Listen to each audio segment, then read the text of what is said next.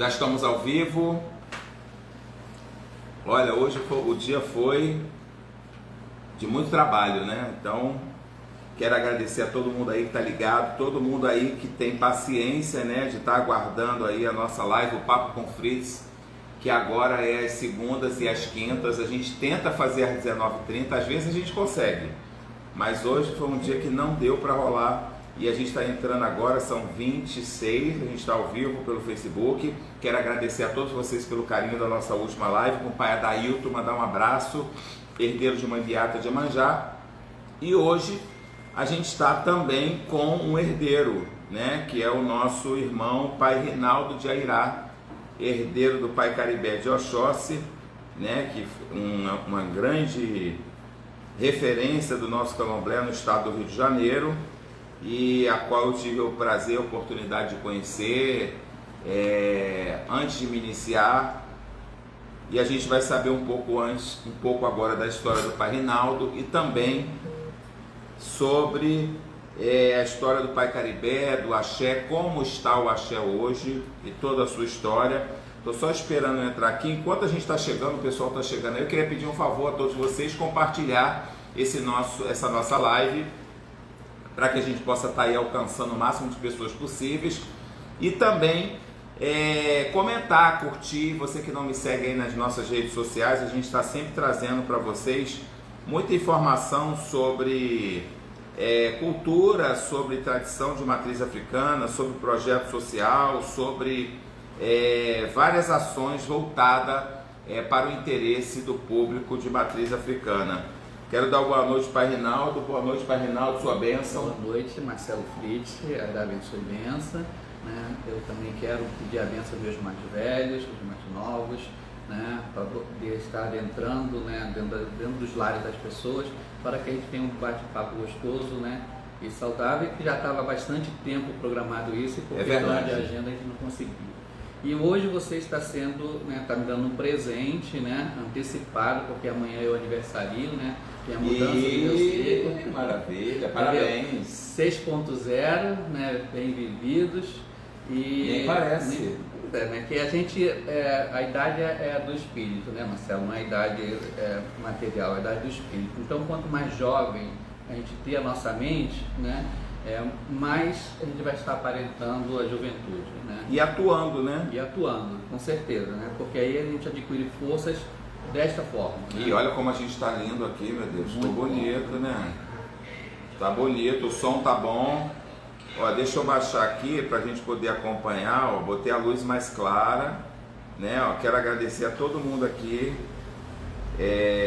Deixa eu ver aqui.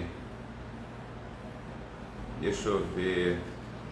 A galera que está entrando aqui, obrigado a todo mundo. Rodrigo, a benção meu velho, Mag Magalhães, boa noite Motumbá, pai Rinaldo, pai Marcelo, Motumbá, Motumbá, Bruno Paz, olha pai Rinaldo, a benção, boa noite. Seu filho aqui, ó. Cabelo vermelho ou touca? Não, de touca. De touca. Mag Magalhães também compartilhado, obrigado. Vai compartilhar em grupos, compartilha para todos os grupos de axé. Márcio Patrício também dando boa noite, Santos também, a benção pai Rinaldo, Antônio Mota também boa noite, Cláudio Teixeira, a benção pai Rinaldo, Leonardo Pimentel também está assistindo, tomando a benção, Camila Barbosa também tomando a benção, minha filha pequena. Helder Brandão também tomando a benção. Enfim, todo mundo aí chegando. Aguardo pai Marcelo no presente das águas de Pai Júnior sábado. Gente, tô nem sabendo, manda pra mim no direct aí, né? Não tô sabendo não. A gente tem uma agenda, aliás, agradecer todo mundo aí que tem mandado a agenda pra gente. É verdade, eu sou pré-candidato a deputado estadual. Pessoas me perguntando se é verdade, claro, declarei na minha rede. A gente se torna candidato pós-convenção, mas a gente é pré-candidato a deputado estadual no Rio de Janeiro, sim. Informar isso aí para todo mundo que nos acompanha nas nossas redes. Eu quero agradecer as manifestações espontâneas que houveram, né? Muita gente, foram 500 e até agora tem 570 manifestações de pessoas parabenizando, um abraço para todos, obrigado pelo carinho, a todas as pessoas que acompanham essa nossa trajetória. É muito tempo, né, o Pai Reinaldo? O Pai Reinaldo acompanha a gente também um bom tempo, desde né? o início do ICAPRA, né, Marcelo? O ICAPRA está fazendo 24 anos. Então, desde o início do ICAPRA, a gente foi alinhando as coisas, mas por questões até de compromissos, né? Às vezes a gente, né, e agora estamos novamente trilhando, né, novas etapas, novos projetos, né? Na verdade, sempre quando um convoca o outro, a gente sempre está se ajudando, né? Sempre. Porque... De maneira alguma houve um distanciamento, né? Às vezes faltava um alinhamento de datas, né? Mas distanciamento nunca, né? E sempre assim, quando tem um projeto, você coloca para mim, como muitas vezes você me ajudou nos projetos lá do Conselho, né? Do Conceia, e sempre você também precisa de mim de todas as formas. É verdade. Pai Reinaldo, você nasceu aonde? Bem, eu nasci, né, Marcelo? Nasci em Nilópolis, eu nasci na casa da Nilopolitano? Nasci na casa dos meus avós, na Avenida Presidente Getúlio Vargas, 1766, a casa ainda existe lá, tá um pouco em ruínas, né, porque meus avós faleceram e é ali perto do Abreu, né? Inclusive, essa você pode... Seus avós, você fala avós porque era casa de avós? Avós maternos, eu nasci na residência dos meus avós. E esta casa, Marcelo, para ver a ligação que tem, que nada é o acaso, Pai Caribé, né, ele iniciou nos fundos da casa dos meus avós, né, no terreiro lá da minha tia Floriana, que tinha antes de comprar Miguel Couto, né, porque os meus avós eram padrinhos dos pais de Pai Caribé, né? Que meus avós eram do Marinha, ele era o pessoal lá de... O Pai Caribé era marinheiro. Marinheiro, né? Então, meus avós eram lá de Fernando de Noronha, né? Faroleiro, essas coisas todas. Então, para você ver que sempre as coisas se ligam, né? Se unem num ponto, né? Nunca existindo acaso, existindo realmente outro ponto de encontro. Você nasceu em que ano? Nasci em 1962, 8 de abril de 1962. Amanhã estarei completando um novo ciclo, né, 6.0. Né? Olha, ele fala 6.0 com certeza força. Que vai ser dose Tem gente que não fala da idade. Não, eu faço questão de falar porque prova... Neguinho da Beija-Flor, que é lá de Nilópolis, né? Isso. Não fala da idade mais, esqueceu a idade, só quer comemorar, mas não lembra desse detalhe da idade. E assim, como eu trabalho muito com a juventude, então o 6.0 para mim não corresponde. Para mim eu me sinto um jovem senhor, né? Inclusive a minha comemoração de aniversário vai ser o encontro de pagodeiros, porque hoje não fui convidado. Não, claro, eu já estou. Está no status, tanto você como todos que estão aqui na live, né? Amanhã, a partir das 13 horas até as 22 horas, encontro de pagodeiros, 5 bandas de pagode. Eu empresario 2 bandas de pagode lá na Baixada, né, em Nova Iguaçu, que são jovens que estão aflorando para a carreira artística, né? Legal. Então, é uma forma que a gente ajuda, a gente não faz só o religioso, a gente faz o social com a comunidade, né? Apenas um grupo se compõe de pessoas, né, de alguns orgães lá de casa e tudo. O outro grupo me solicitou minha ajuda e eles estão trilhando num bom caminho, entendeu? Com bons shows.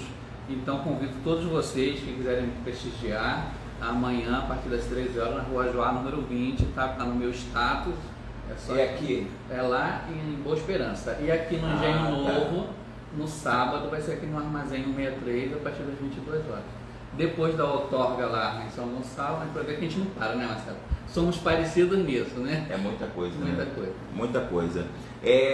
Então, seu nome todo é qual? É Rinaldo Gonçalves Araújo. Eu tenho uma história religiosa, né, Marcelo? Que eu comecei a minha vida religiosa na Igreja Católica, tá? Meu pai carnal, ele foi um dos fundadores do Ramatice aqui na Tijuca, mas ele nunca obrigava que nós seguíssemos, deixava que tivéssemos o livre-arbítrio na escolha da religião, né? E o meu contato com a parte espírita era que aos domingos ele fazia a leitura do Evangelho segundo o Espiritismo. Então, eu, na minha adolescência, com as amizades e tudo, fui para o grupo jovem MOP, né, na Igreja Bom Jesus da Penha, onde é o Sagrado Coração de Jesus, que são meus amigos até hoje, até os padres e tudo. Então, eu na época, Marcelo, eu tinha muito preconceito, né? Preconceito quanto à religião de matriz africana, especificamente o candomblé. Em que época? Você tinha quantos anos? Na adolescência, eu estava com meus 15, 16 anos. Mas vou falar um pouco antes.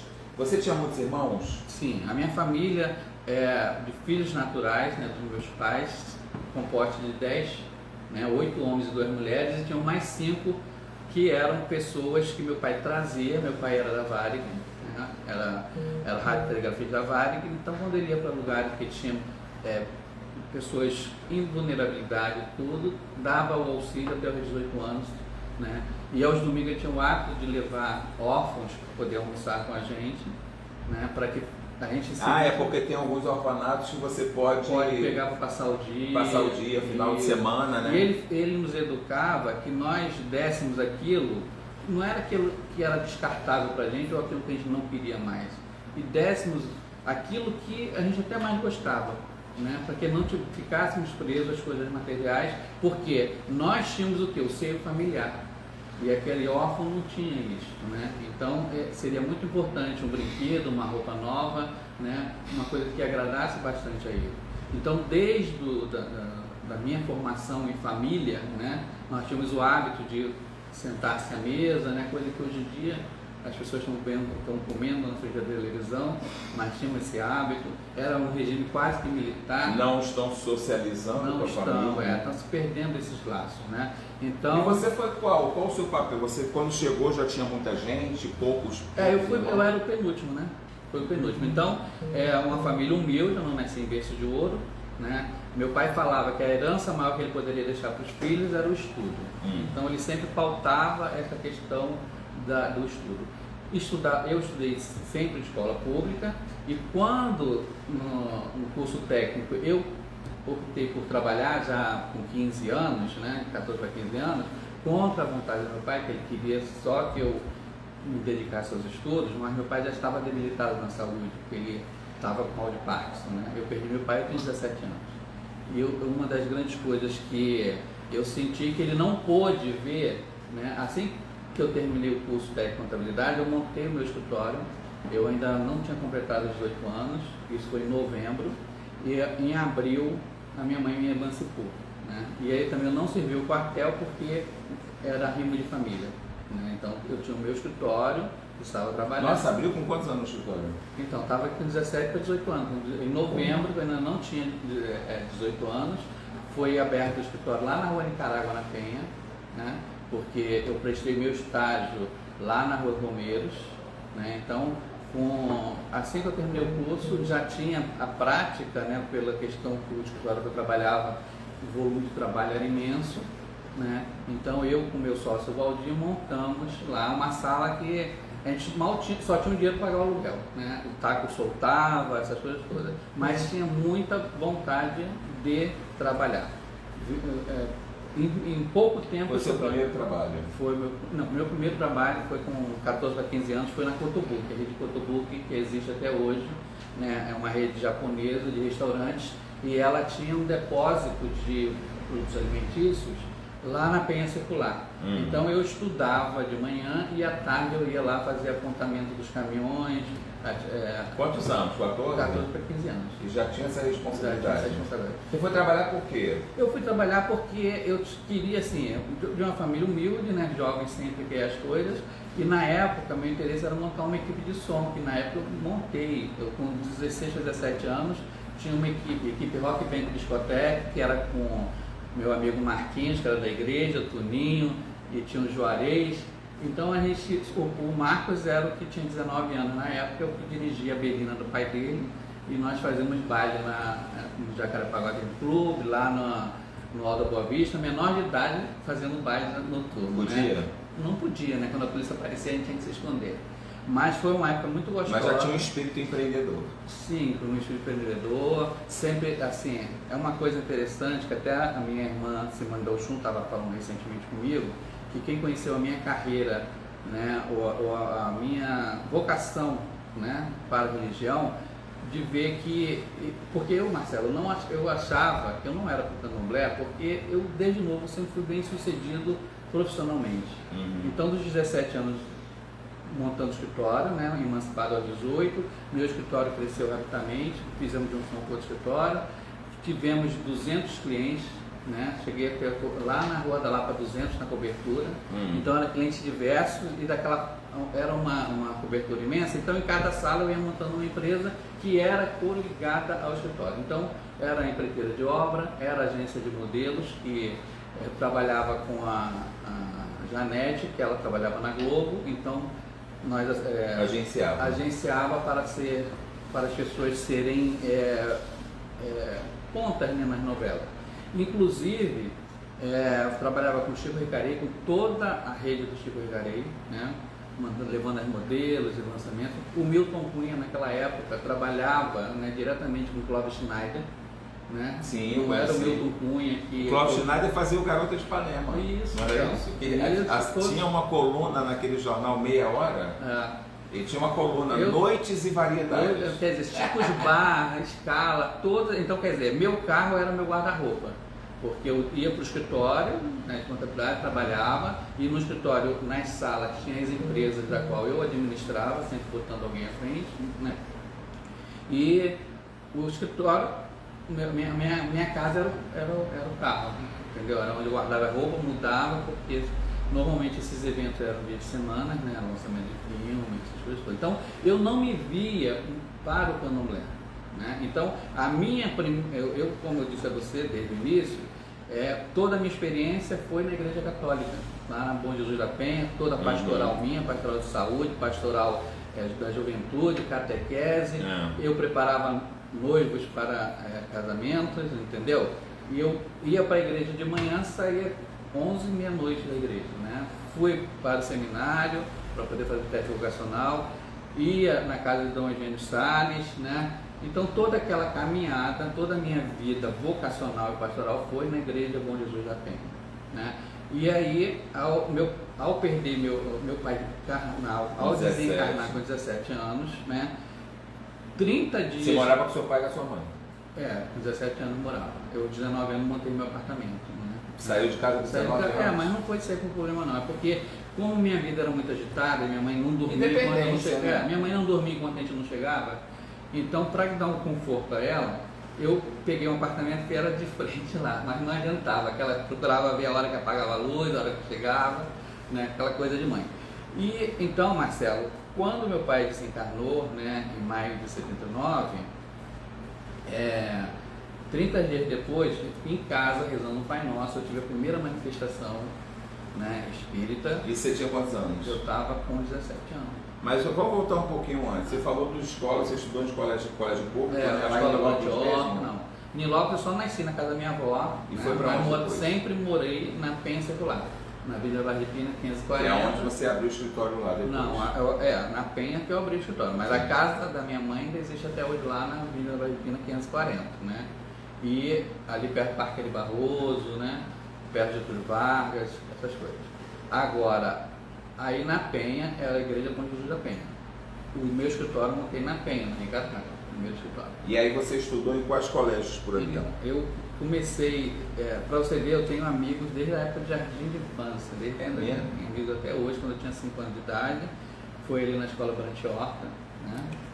Gente, bom, você que está chegando agora, eu estou conversando com o pai Rinaldo de Airá, herdeiro do pai Caribé de Oxóssi, lá de Miguel Couto. E a gente falou do Neguinho da Beija-Flor, Neguinho da Beija-Flor era de lá, né? Isso, muita gente era de lá, do Caboclo Iru, lá do pai Caribé de Oxóssi, uma figura. A gente vai falar aqui sobre o Caribé, a gente vai falar também sobre a capelania, né? Que agora a capelania aí abriu as portas para reconhecimento, né, de autoridades e pelos serviços prestados de vários vereadores, outorgando, né, com o título doutor honoris causa, né, que está crescendo e com uma agenda. A gente vai falar sobre isso também. O pai Rinaldo tem uma missão também na capelania, né? Dentre outras missões, a gente está vendo que ele é um missionário, né? Então quero chamar vocês, agradecer a vocês que estão aí. Eu sou o babalorista Marcelo Fritz. Toda segunda e quinta a gente está aqui com o programa Papo com Fritz. E eu quero convidar todos vocês que não me seguem para me seguir aí no Facebook. No Instagram também, Marcelo Fritz Oficial, e a gente tem o nosso canal no YouTube, que é Marcelo Fritz Oficial. Lá a gente tem mais de 100 vídeos de entrevista com personalidades, contando a sua vida e trajetória, herdeiros, né? Dentre muitas outras pessoas importantes que a gente tem procurado entrevistar. E essas entrevistas acontecem com a sua sugestão. Então segue a gente aí para você estar em contato conosco, acompanhando a nossa trajetória e o nosso trabalho. Vamos ver aqui um pouquinho. Júlia Maria Rodrigues Santos, meu irmão Rinaldo e Marcelo. Amanhã é o nível do meu irmão Rinaldo, vamos parabenizá-lo. É isso aí, vamos mandar as energias aqui para o pai Rinaldo, que teve a gentileza de convidar todo mundo para o seu aniversário, vai fechar a rua.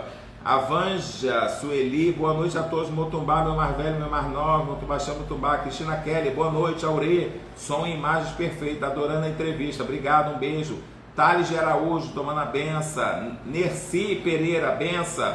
Mari Ceiza, boa noite, axé para todos, obrigado pelo carinho. Alexandre Nunes, tomando a benção. Rodrigo Oliveira, Milene Bueno, Giovanni Ferreira, pai Rinaldo, sua benção. Emanuel Souza, benção, irmão.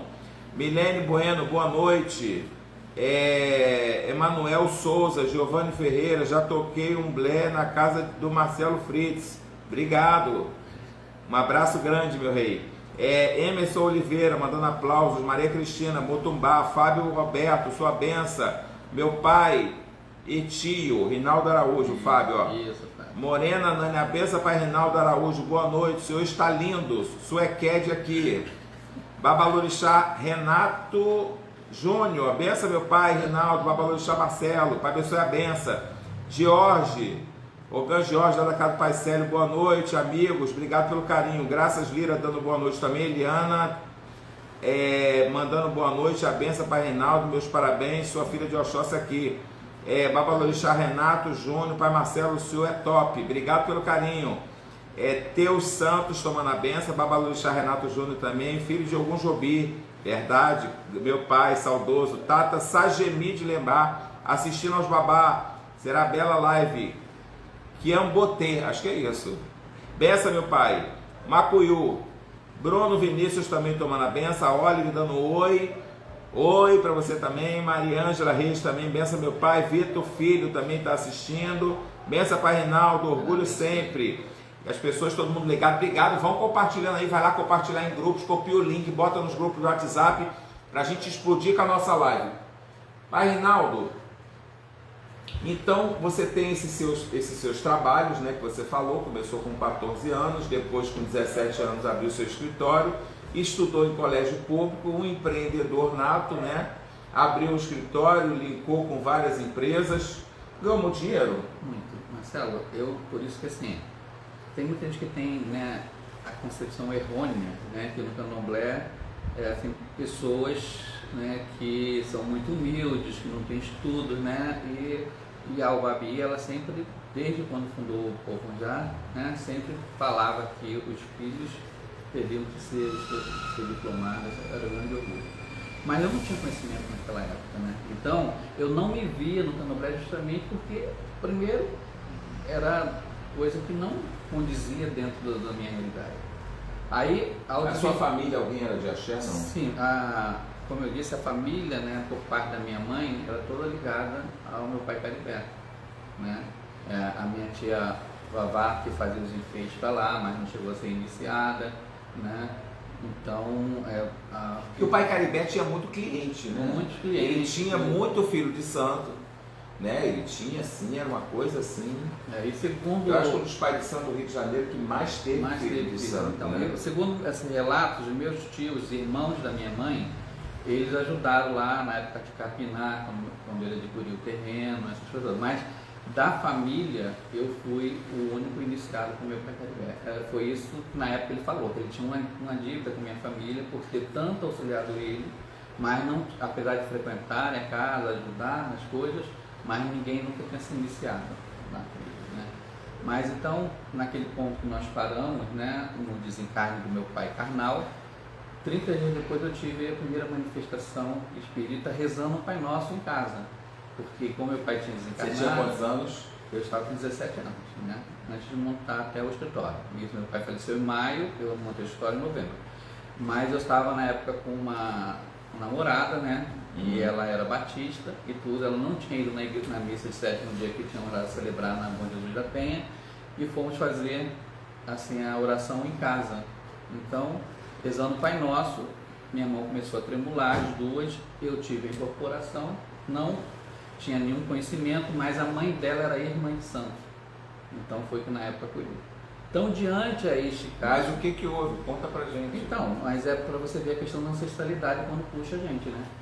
Meu pai carnal, ele era do Ramatiz, mas o desencarne dele desencadeou, né, o afloramento mais da minha mediunidade, né? Eu sem intenção alguma, como eu estou falando, foi rezando o Pai Nosso. Mas como é que foi? O que foi então, isso? A entidade falou? Acabou do Tupinambá, segundo a mãe da minha namorada na época. E ele chegou por quê? O que ele falou? Então, ele é um caboclo de cura, né? E tentavam colocar para mim que era muito importante eu cuidar e tudo, e eu falava que era tudo mentira, né? Então, na época, até eu fiquei com medo de voltar para a Igreja Católica, de assistir a missa. Eu era muito assim, assíduo, né? E quem cuidou de mim, né, foi o padre Maurício Leão, que está vivo, graças a Deus. Ele é da Congregação Sagrado Coração de Jesus e mora a família dele comigo lá em Minas Gerais. E ele que foi na minha residência, olha, é uma pessoa boníssima, Marcelo, que você precisa conhecer, entendeu? Que sempre uniu os jovens dentro da paróquia, né? Todo o trabalho, aquelas coisas todas. Então, ele não me abandonou naquela época, ele foi lá para poder, assim, que eu começasse a aceitar, porque ele é parapsicólogo também, né? Então, eu aos poucos eu fui retornando para a igreja, né? E só que naquela época, depois, logo após, Marcelo, eu consegui controlar a parte dessa mediunidade, mas houve um movimento na Igreja Católica, né, que era os estudos por Puebla, e na época era com o Frei Leonardo Boff, que fez uma passeata no Vicariato Leopoldina, na qual eu não participei porque eu estava ocupado nas minhas funções na igreja, mas muitas paróquias participaram, e houve uma certa, assim, pela ala conservadora da igreja, uma perseguição pela questão da igreja na opção pelo pobre, né? Já a abertura toda por a questão de um olhar mais caridoso, né? Então, nós fomos tidos como, né, diabos de cauda curta, porque estávamos tentando fazer um movimento dentro da paróquia, né?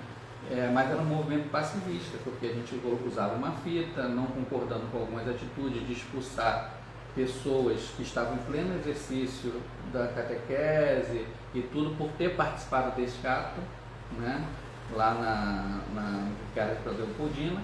Então, grande parte desse grupo seleto saiu da igreja, né, foram para outras paróquias, e eu fiquei meio solto, né, meio perdido. Então, você ainda estava com a idade que estava ou tinha passado? Já estava passado mais de 20 e poucos anos, porque eu só me iniciei aos 30 anos. Para você ver, de 17 para 30. Porque, como eu disse a você... Mas o caboclo continuou chegando?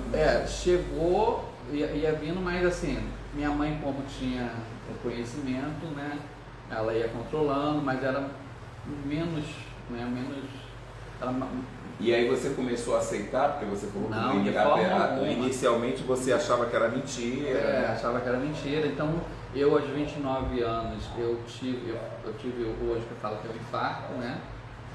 Que os médicos falaram que eu tive muita sorte, porque com idade, quanto mais novo você tem, mais risco de vida você sofre, né? Então, mas já era da espiritualidade, aí minha mãe recebia um caboclo que falava tupi-guarani, entendeu? Porque meus avós maternos era tudo na parte indígena, né?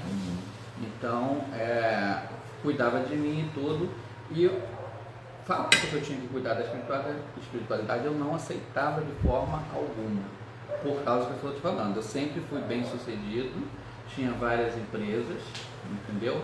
E não me via voltado para a religião. É muito mais fácil você ser até católico, vamos dizer assim, porque tu tem um compromisso da missa, né? De ir à missa, de cumprir as questões de confissão, essas coisas todas, do que você até tá dentro. E naquela época, né, você entrava num terreiro e você não tinha nem dia nem hora. Mas essa coisa de receber o caboclo te aguçou a curiosidade de conhecer terreiro? Não, cada vez mais me deu revolta. Me deu revolta, na verdade. Você tinha algum conhecimento? Já tinha ido a algum terreiro? Não tinha, nunca tinha ido a um terreiro. Para você ter ideia, Marcelo, depois que eu fui aceitar, fui para o Ramatiz para tentar fazer desobsessão, que para mim era obsessor, entendeu? Uhum. Mas o próprio Ramatiz diz que ali não era o lugar para esse tratamento. Sua né? família achava o quê? Minha mãe sempre querendo que eu cuidasse, né? Mas ela queria, mas eu não aceitava, né? Sua mãe queria se consultar com o caboclo. Sua mãe estava querendo se consultar. Minha mãe sempre foi uma pessoa que me apoiou muito na espiritualidade. Então, Marcelo, eu cheguei a ir para Umbanda, entendeu? Fiquei um período na Umbanda, que era um barracão que eu acredito que, não sei se existe até hoje, é perto da rodoviária de Nilópolis, lá, a mãe de Santa Teresa, né, da Oxum. Ela era iniciada no candomblé, mas tocava Umbanda. Mas aí você começou a frequentar o terreiro? Comecei a frequentar, mas sem, assim, eu sempre... Com qual idade? Qual idade? Aí já tinha para uns 20 e poucos anos. 20 e poucos. E você botou roupa? Começou a botar Botava roupa e eu sempre... Mas aí como é que você foi? Você chegou lá e falou, mãe Tereza, não, fui por causa... caboclo chega foi por causa depois da questão que eu comecei a ter problemas de saúde. Aí eu fui para poder tentar cuidar, né? Mas assim... Por fim, dar início a um tratamento, ou cuidar, enfim. Tratamento. Então, Marcelo, tinha uma funcionária, né, lá do escritório, que é minha amiga até hoje, né? Porque eu sempre tenho essas coisas de manter as amizades, né? Então, a mãe dela faleceu recentemente, mãe Margarida da Oxum, que ela é de Angola, né? Barracão lá em Santa Rita, e ela mandava recado por essa minha companheira de trabalho, vamos dizer assim, né? Que eu tinha que cuidar da espiritualidade e ela não me passava porque eu não aceitava estar falando sobre esses assuntos, né? Então, falava que tinha que me cuidar porque existia caminho de armas de fogo, né, essas coisas todas, mas eu não aceitava e não ouvia. Até quando um advento sofreu um assalto dentro de casa, né, foi baleado, né, aonde? Você morava onde? Na Penha Circular. Ainda estava na Penha. Você gostava da Penha? Não, eu estava morando no Meia, né, mas eu tive que vir para a Penha porque a minha tia, ela estava já em fase final do câncer, né, e nós conseguimos internação para ela naquela clínica Nossa Senhora da Penha, e eu fui para lá, e a minha irmã, que também já não está mais nesse plano, foi morar comigo. E o que aconteceu? Era para ficar mais próximo à família e tudo, né? Foi quando eu sofri o assalto e foi numa data próxima, né? Foi no dia 22 de abril, né? Próximo ao Ogum, meus caminhos, eu sou de Airá, mas meus caminhos todos aqui, né? E aí depois desse acidente, né? Que os médicos até não sabem dizer como eu sobrevivi, porque de 38 a queima-roupa, perdi muito sangue. Minha família me levou para meu pai Caribé. E eu fiz santo... Você tinha quantos anos? 30. Eu fiz santo, eu estava com 29 para 30. Eu fiz santo, Marcelo, com 30 anos e recém-operado. Tá? E nunca tinha assistido um candomblé. Você tinha ido lá no Pai Caribé, aí ele fez um jogo para você. Antes de ir no Pai Caribé, né, antes de sofrer esse acidente, eu cheguei a ir no Jorge Buda, você deve ter conhecido lá na Chatuba e tudo, mas só ia lá terça-feira, na época eu estava fazendo faculdade de Direito, né, que sou formado em bacharel de Direito, e eu ia às terça-feira lá, mas só para ir, nunca fiquei muito envolvido, nunca assisti um toque lá, entendeu? Às terça-feiras ele atendia, era a rua lotada, cheia, né? E quando aconteceu essa questão... Atendia com quem? Não, ele com nunca búzios? Só com búzios, nunca vi pajoca, né, de manifestado. Então, fui levado pela família também, entendeu? Porque meu pai Caribé sempre ia muito para Bahia, então não tinha esse contato lá. Então, depois desse acidente, o Jorge Bruda tinha sofrido também um problema de doença e a minha família levou para o Pai Caribé. E imediatamente o Pai Caribé falou assim, olha, é problema espiritual, vamos dar um Bori. E do Bori já foi, eu tomei o Bori dia 11 de julho de 92, meu primeiro Bori, do Pai Caribé. E em setembro recolhi para fazer santo. Então estava recém-operado, né, porque uma cirurgia interna ela demora em torno de 6 meses, né, porque eu fui atingido pulmão, perdi baço, né, costela, essas coisas todas. E o que eu achei interessante, Marcelo, por eu não conhecer o Candomblé, por nunca ter, para não dizer que eu não tinha assistido nenhum Candomblé, era para me ter entrado junto com o meu irmão Cândido de Bagan, no bar que entrou Paulo, Paulão, que você conheceu pela Vila Isabel, Lúcia, etc. E só que meu pai não falou que era para recolher, falou, você vem tal dia. E eu não fui, então o barco entrou e eu entrei nas águas de Oxalá, né? E a minha saída foi no dia 11 de outubro de 92. Então, uma coisa que eu achei interessante... E como é que foi? Então, aí eu já não tinha mais jeito. Você estava com medo, né? Pô, ganhou um tiro. Na realidade, eu estava... Porque todos os avisos tinham vindo, essas coisas todas. Não é que o orixá faz isso pra gente, não. O orixá não é ruim nem nada disso. Só que meus caminhos tinham muita inveja. Tinha muita inveja, porque antes de eu ser iniciado, eu fui assaltado umas 14 vezes, fui sequestrado, entendeu? Então, pessoas que se aproximavam de mim tinham inveja pelo que eu tinha, né? Pessoas que sentando, tomando um copo de cerveja, um refrigerante, mas estavam articulando sequestro, essas coisas. Então, quando ocorreu isso, né? E aí você com 30 anos. Com 30 anos. Eu, assim, abandonei praticamente toda a minha vida profissional, assim, pelo orixá, entendeu? Para ter uma vida vocacional, mas eu avisei meu Pai Caribé que eu só ficaria no tempo que fosse determinado, que eu não tinha interesse de seguir a religião, né? E ia se iniciar. Ia me iniciar. O período é o quê? São 7 anos, então tá, 7 anos eu conto comigo, mas depois porque eu sempre tive uma vida muito ativa, né? Então eu não me via preso em barracão. Eu imagino. Não me via preso. E como hoje eu nem. Eu estou percebendo. Então, Marcelo, o meu Pai Caribé ele foi uma pessoa muito, assim, inteligente, né? Porque ele procurou me prender na parte administrativa da casa.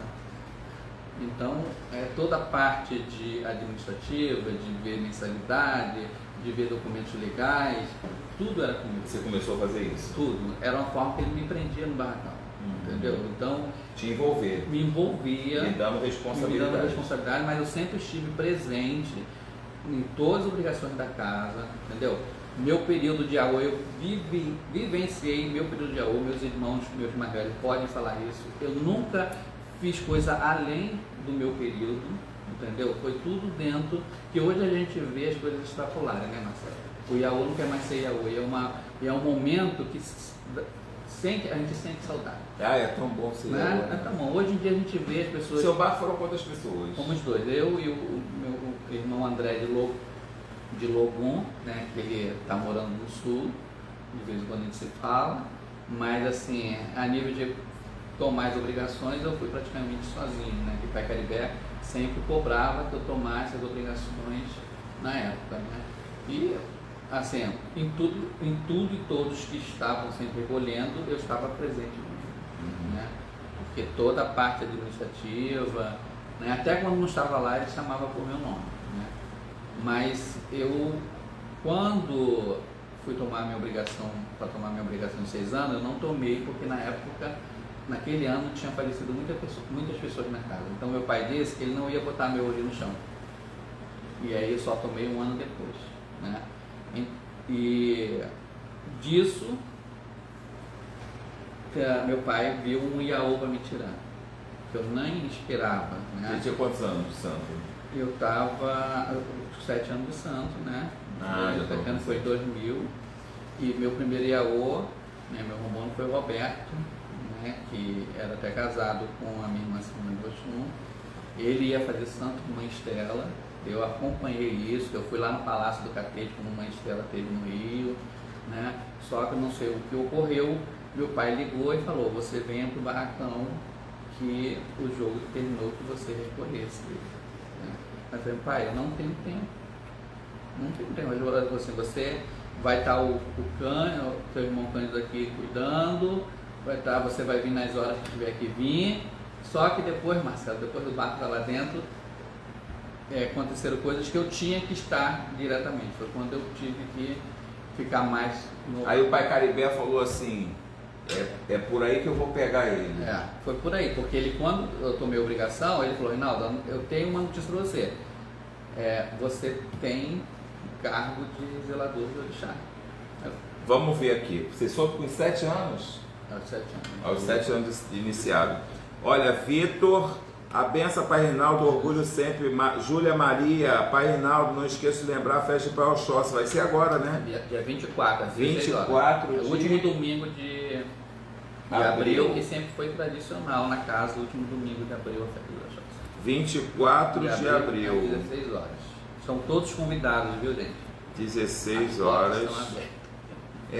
Continua com aquela coisa, porque o pai Caribé era aquela coisa do horário, né? Eu me lembro, uma vez um candomblé que eu fui lá, que deu 3 horas, cara, tinha 1/3 das pessoas arrumadas, ele botou as pessoas, vai vocês, vai começar o candomblé, eu não quero saber quem não está arrumado, quem não sei o que, e ele entrou e todo mundo foi, algumas pessoas ainda não estavam com a roupa completa, mas enfim, foi, o candomblé começou e depois o povo foi chegando. Eu até recentemente, eu comecei um candomblé com roupa de ração, ainda com suja de egé e tudo, porque eu acho que a gente tem que cumprir horário. Você pegou isso dele também, de horário? Às vezes eu tento, Marcelo, mas as pessoas às vezes não acompanham, difícil, né? As pessoas não acompanham, mas procuro fazer. Apesar que eu gosto, Marcelo, assim, de fazer as coisas mais internas, sabe? Mais internas, porque eu acho que a obrigação é uma coisa muito séria, tá? Você está mexendo no guri das pessoas e tudo. Eu não gosto de festa grandiosa, eu só tiro o Iaô às quinta-feira, em homenagem ao Oxóssi, meu pai Caribé. Então as pessoas falam, mas quinta-feira ele lota, entendeu? Porque eu acho que a tirada de Iaô é para a família, tá? É a família de orixá, a família de axé, a família dos obrigacionados, sabe? Porque ali já existe o nervosismo da parte de quem está recolhido, né? Então não tem que se reparar pé de dança, porque a gente não faz, a gente faz orixá, né? A gente não faz, a gente desperta o orixá, né? O orixá está na pessoa, a gente desperta o orixá. E nós temos que sentir a energia. Então nessa questão de orixá bailarino, que dá um pulinho para cá, outro para lá, que isso, sabe? Eu gosto de ver a essência do orixá, eu gosto de ver a pureza. Mas é bonito o orixá que dança bem. É bonito, Marcelo, mas eu acho que assim... Porque tem aqueles filhos que ensaiam... mas eu acho assim, Marcelo, a iniciação... Eu, por exemplo, antes de me iniciar, eu adorava atabaques. Eu batia em tudo quanto eu via pela frente. Na mesa, na perna, nos dentes. E era um fanático por macumba, né? Então, às vezes, a pessoa fica ali ensaiando aquele Iaô. Mas isso é tudo ao tempo, né? Tudo ao tempo. Tudo ao tempo. Agora, o Iaô, que já treina tudo antes, fica naquela preocupação, a essência do orixá mingua. Tem que ter cuidado com a vaidade. A vaidade, não pode ter isso. Tá? Então nós temos que ver a essência do orixá, está nascendo ali. Vai ter um tempo de aprendizado dele na casa de santo, tudo. Então, eu só tiro o Iaô às quinta-feira, né, em homenagem, porque a casa lá não é a casa de Egá, a casa de Oxóssi. Você sabe que eu herdei do meu pai todos os assentamentos. De Oxalá, de Exu Oxalá, nada foi despachado. Nada foi tirado, né? Nada foi desassentado, nada foi mudado. Houve histórias, né? Que a mãe primeira, quando me sentou na cadeira, mexeu isso naquilo. Não houve isso. Né? Uma encomenda sempre teve rejeição. São muitas histórias. Muitas histórias. Então, quando tem que a coisa da sucessão, todas as casas. Pois é, então a gente não tem que se embrenhar pelo ouvido. E existem os repórteres, os repórteres de plantão. De plantão, que é da Ibope. Quando não tem notícia, eles inventam. Não é isso? Quando não tem notícia, inventa. Então a gente já está acostumado com isso, entendeu? Não tem que se embrenhar pelo ouvido. A casa continua funcionando, né?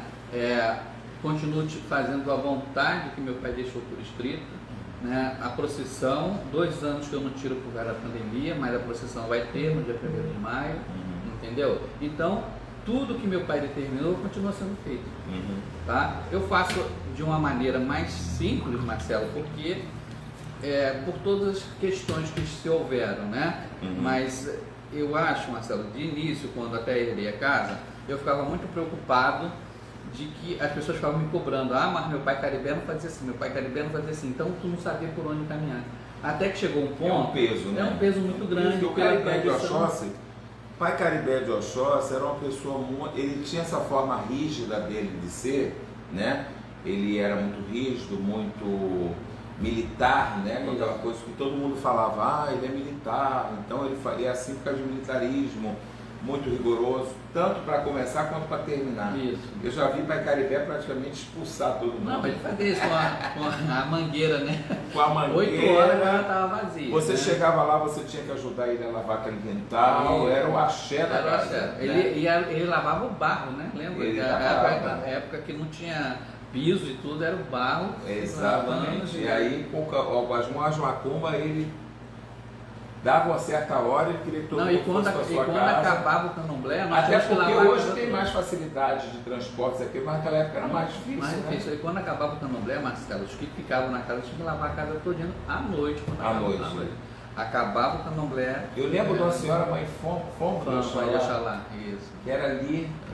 Ela falava Mãe Oxalá. Mãe Madureira, tudo aquelas senhorinhas e tudo pegava. Acompanhava ele ali, fãs, ficavam caladinhas, não se manifestava. Meu pai para cá, meu pai para lá, com carinho com ele. Que ele, assim, era uma pessoa muito difícil nesse ponto de rigidez, e tudo, mas era uma pessoa de um amor imenso pelos filhos, né?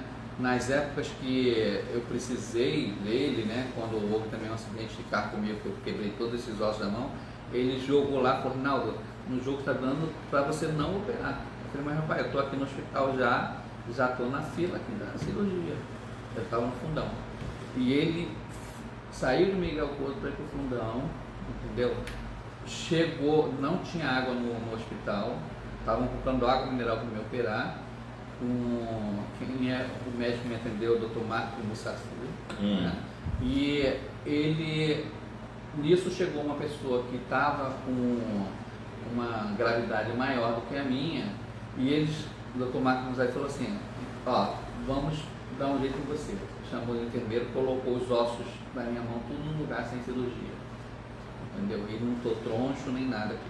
Então, Marcelo, é uma coisa que eu falo com você, tem que acreditar na espiritualidade. Não, e o pai Caribé, ele tinha uma hora que você chegava lá e estava com aquela quintal cheio de gente jogando o seu iru, né? Isso. E todas as pessoas ali, de repente olhava para você, começava a falar uma porção de coisas e as mulheres começavam a chorar. Isso. Era aquela coisa reveladora, ele gostava de falar alto para todo mundo ouvir. Muito alto. Para todo mundo ouvir, não é isso? O caboclo iru era uma energia. Eu aprendi a jogar música, ele fazia teste, né? Na plena, aquela parte lá, né? Do espaço Caboclo Iru, que é onde tinha as aulas. Ele ia jogar com a pessoa, falava, chamava e mandava eu falar o que eu estava vendo ali. Quer dizer, morrendo de vergonha, porque não. Né? Então foi tudo no tranco, entendeu? No tranco, na cobrança e tudo. Mas foi uma época muito boa, né? Que hoje em dia a gente não vê tanto as pessoas às vezes estão se dedicando a casa. Como é que era aquele todo assim, ele era uma máquina, né? Aquela coisa assim, as festas tudo muito grande. Eu lembro de uma festa de Pai Oxóssi, muita fartura, que foi uma decoração, uma coisa de louco. Inclusive para Salvador, ele levava a festa pronta, né? A festa de Oxóssi lá e tudo, ele ficava. Meu pai, para ter ideia, Marcelo, em dezembro ele estava com a festa da procissão, a festa de São Jorge, tudo pronta, dentro do quarto, aí eram os fogos, era a caixa de fogos, eram as cortinas. Ele em dezembro já estava com as festas de abril e de 1º de maio prontas, entendeu? Já todo ano mudava as roupas dos bonecos, né? Então uma pessoa sempre foi muito organizada, entendeu? E eu tenho esses escritos dele. Ele morava lá na roça, ele nasceu, né, teve toda a criação dele em Vila Isabel, né, Torres Homens e tudo. E depois ele, mais por questões das obras, ficou mais lá em Miguel Couto, né. Mas ele era uma pessoa que... Até porque ele gostava de gerenciar tudo, né? Ele não dava oportunidade da pessoa fazer as coisas, mesmo sendo profissional. era ele que ditava as ordens. Né? Mas quando dava 6 horas, ele se recolhia, ele não descia no quintal de jeito nenhum, entendeu? Você chegava lá, chamava, ele não, só se estivesse previamente marcado, ou em período de obrigações. Fora isso, 7 horas, 6 horas ele acordava, 7 horas ele trancava lá em cima a rampa e não subia mais, já estava com o almoço pronto nesse horário, ele já descia deixando o almoço pronto. E aí dava para os pedreiros, o almoço e tudo. E ele cozinhava? Muito bem. É mesmo? Ele cozinhava muito bem. Até na cozinha ele mandava as ordens. E como é que era aquela... Porque era, assim, era muito IAU, era muita obrigação, tudo era muita coisa, né? Como é que você via tudo isso? Não, era muito agitado, né? Você mal tinha tempo de respirar. As águas de Oxalá lá eram 3 finais de semana, né? Então, era uma das coisas mais bonitas que meu pai fazia, né?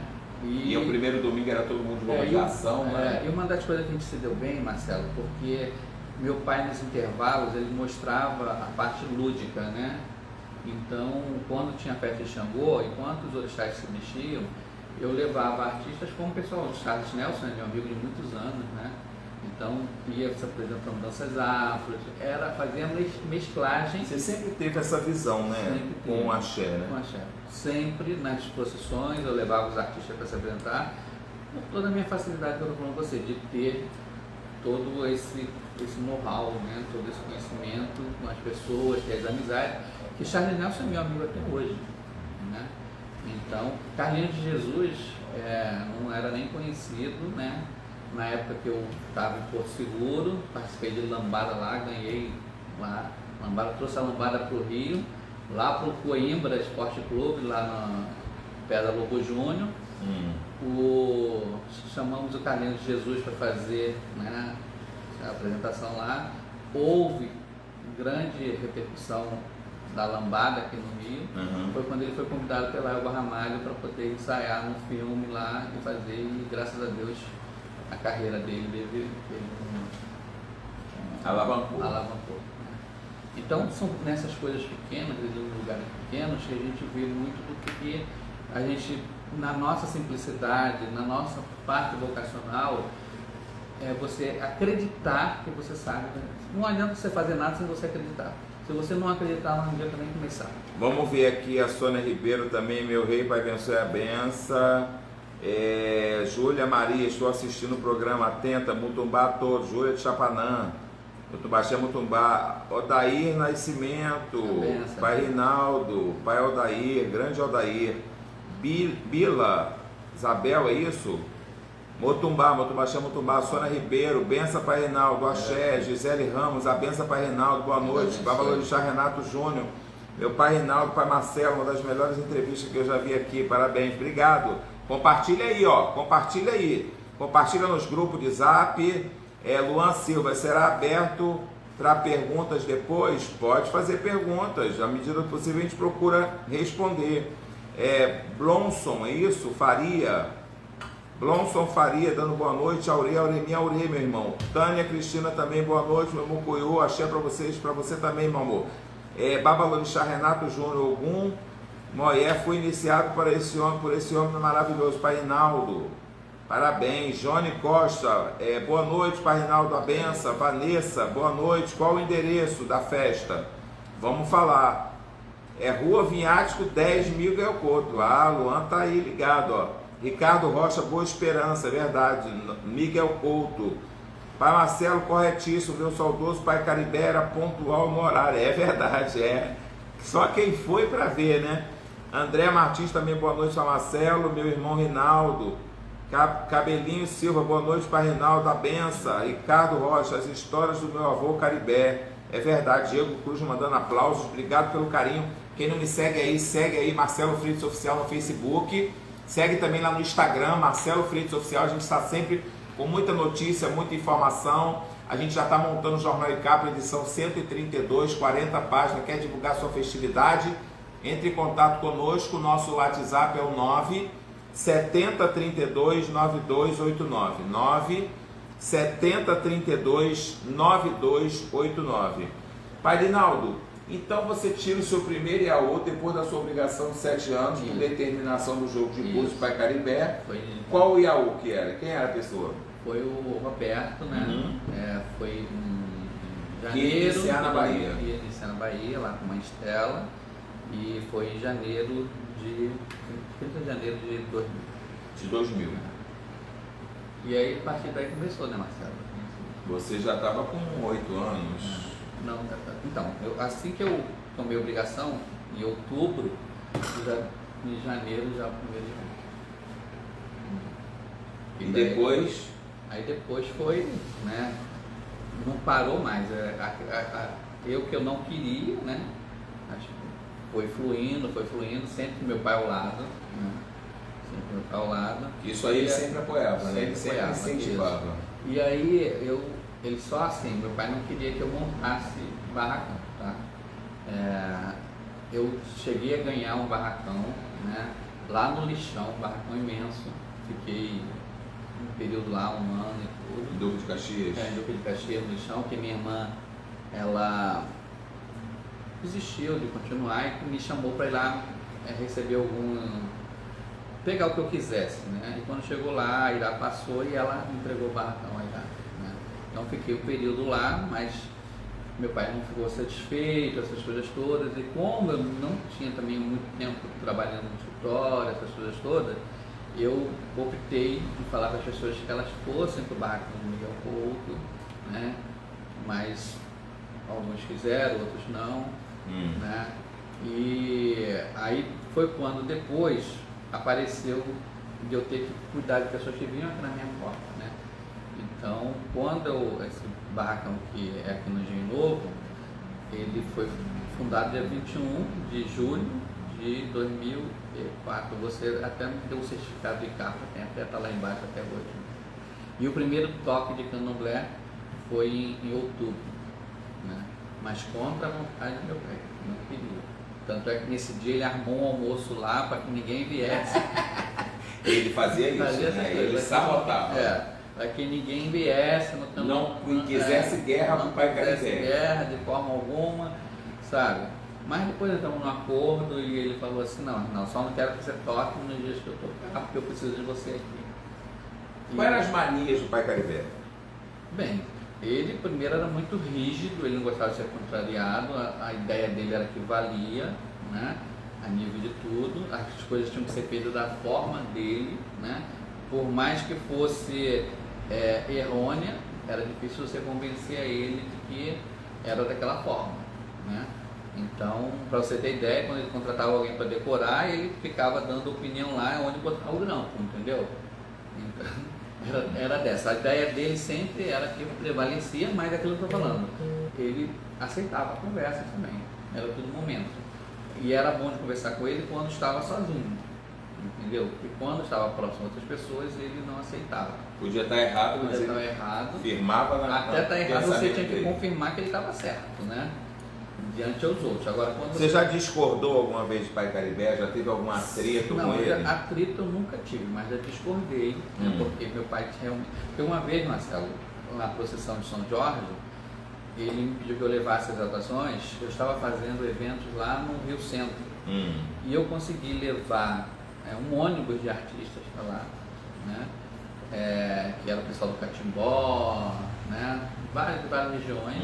Eles queriam conhecer no caso de candomblé e tudo. Eu conversei com o motorista, dei um dinheiro a mais, em vez de levar eles para o hotel, levar para lá, e não iam cobrar nada, mas nós íamos dar alimentação e hospedagem. Mas como você conheceu o pai Caribé, ele estava de repente dele, ele quis acabar lá com o evento e não queria saber de que tinha combinado comigo. Então, a sorte que o motorista não tinha ido embora, eu botei todo mundo no ônibus e trouxe ele para minha casa. Como essa minha área aqui é imensa, eu tinha na dispensa macarrão e tudo, fiz a comida pro pessoal. Aquilo me aborreceu muito, entendeu?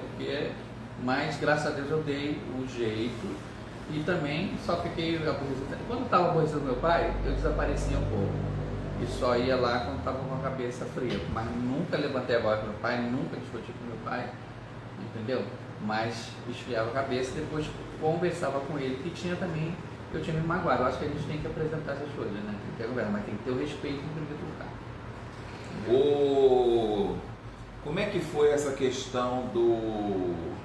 Você já tirou o Iaô, já estava fazendo determinadas obrigações com ele do lado, com o apoio dele, teve essa experiência, né, desses espaços, né, para rituais, né?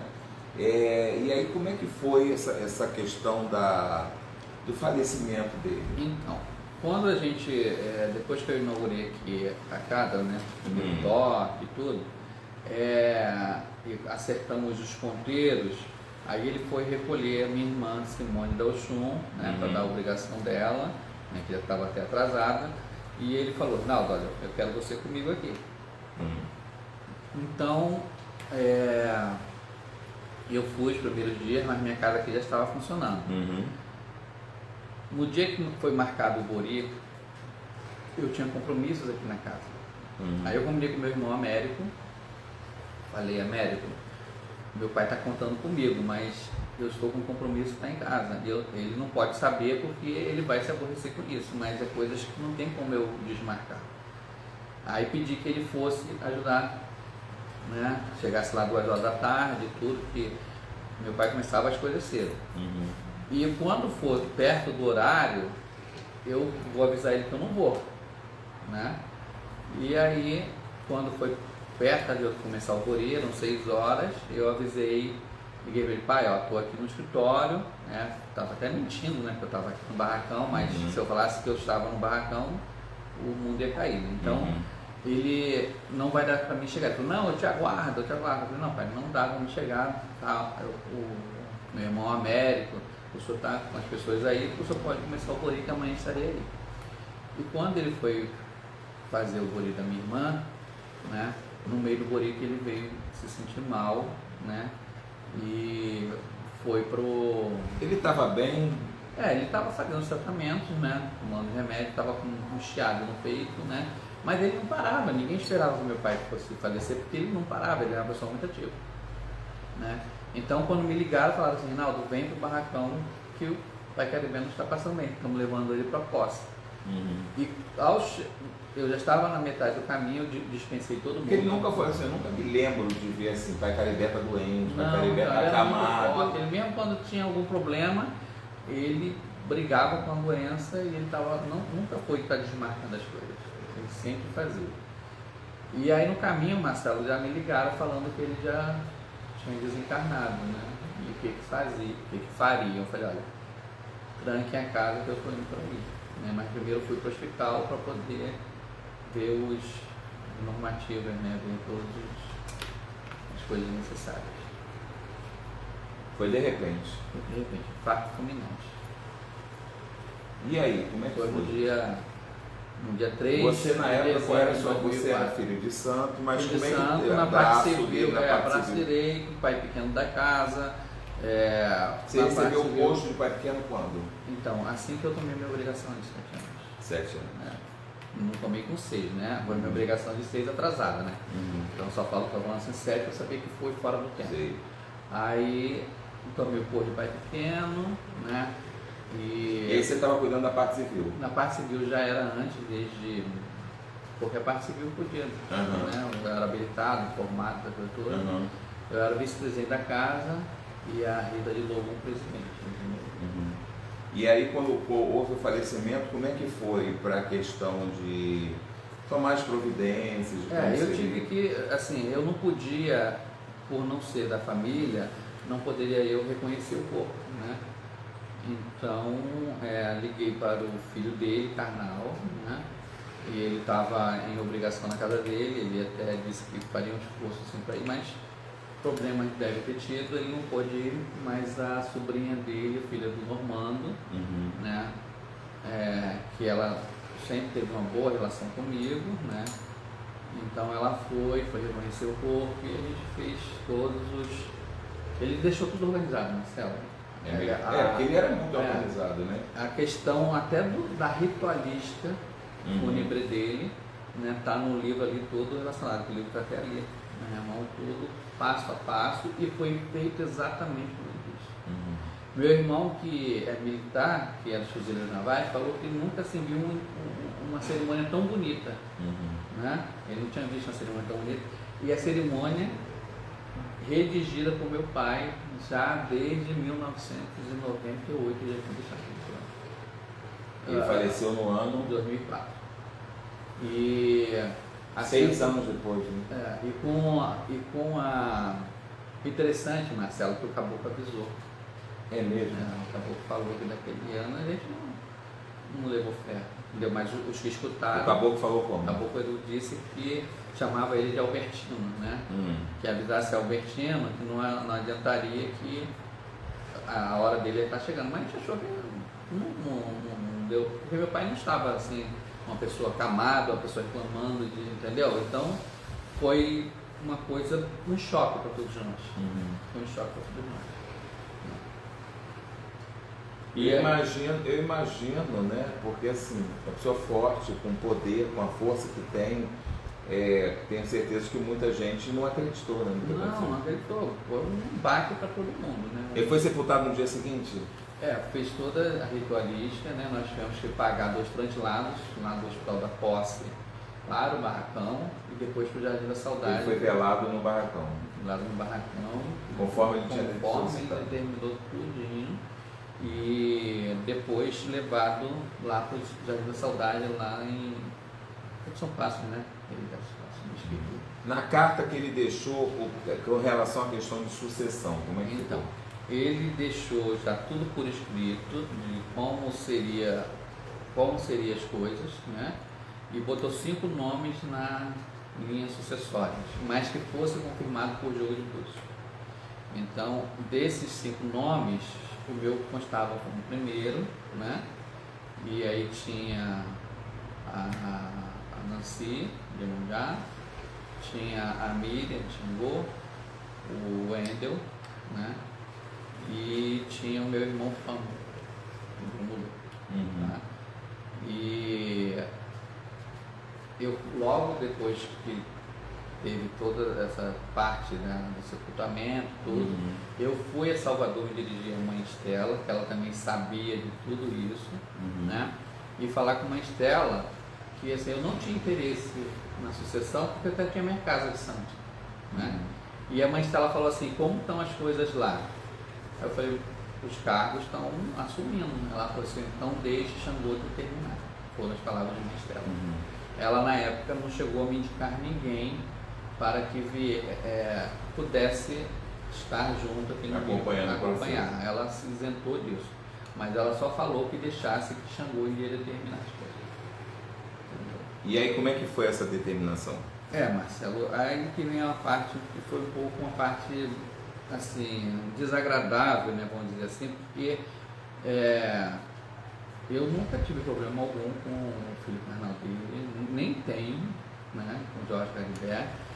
Quando eu me iniciei, foi a última vez que o pai Jorge Caribé, ele participou na casa lá, foi na minha saída, porque quando meu pai me recolheu, teve um problema interno lá, então ele quis mostrar que ele podia fazer um Iaú. Então esse barco foi praticamente criado, foi feito, para ter ideia, até minha roupa de Airá foi meu pai que fez, costurou, né? E ele que chamou a falecida mãe Jussara, que era minha mãe pequena, né? E a minha outra irmã de Oxum para ser mãe pequena. As pessoas só iam lá na hora do fato, mas a casa vazia o tempo todo. Era ele que fazia a nossa comida, era ele que via nossas roupas, entendeu? Não deixou ninguém por causa dos problemas internos que estava tendo na casa. Mas na saída abriu as portas para todo mundo, né? Pai Jorge me arrumou, tenho fotos e tudo, agradeço muito a ele, entendeu? Porque ele transmite uma calma, né? Então todo Iaú é muito nervoso, né? Ele transmite uma calma. E eu, quando do passamento do meu pai, né? Eu disse a ele: eu não só estou seguindo as normas, né? Eu estou seguindo as normas. Então houve uma parte assim que depois desencadeou para os processos judiciais, né? Mas a casa ficou fechada por questões da justiça, um período, tá? E os processos decorreram durante 5 anos, tá? Conseguimos reabrir a casa um ano após, né? Mas coincidiu um pouco com o período, né, de enlutamento, né? E em 2007... Mas o luto voltaria com 1 ano. Voltaria com 1 ano. Mesmo assim foi mais porque... Por conta dos processos. Por conta dos processos, né? E aí conseguimos, porque meu pai sempre foi organizado. A casa, o axé, o bem material, É do axé. É do axé. É do axé. Foi doado para somente um terreno que meu pai tinha comprado, que não estava em nome, né? E aí seria a única coisa que poderia se questionar. Ele fez a doação para o axé, em vida. Seria a única coisa, porque as duas escrituras, lá são 3 lotes, né? As 2 escrituras já estavam em nome da comunidade, entendeu? Então não havia questionamento quanto a isso, tá?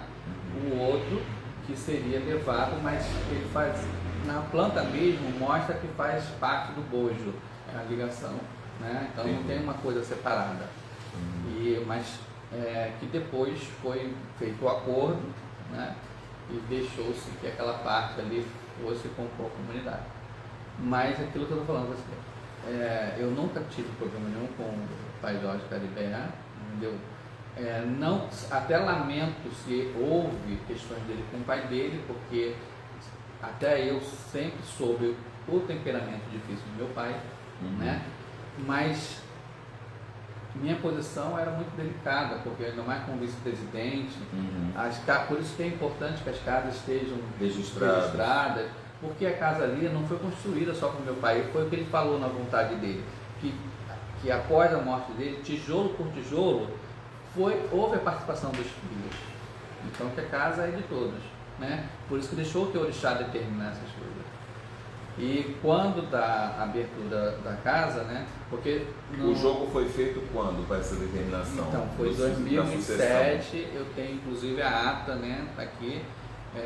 Eu quis me isentar, eu como cargo poderia chamar o jogador, mas eu queria me isentar porque eu não tinha interesse de ter, né? Porque tem gente que às vezes pensa que é pelo patrimônio, Marcelo, mas eu, como você mesmo me conhece, quando eu já tinha minha casa, essa casa que eu tenho aqui tem mais de 30 anos, antes de eu me iniciar na minha casa.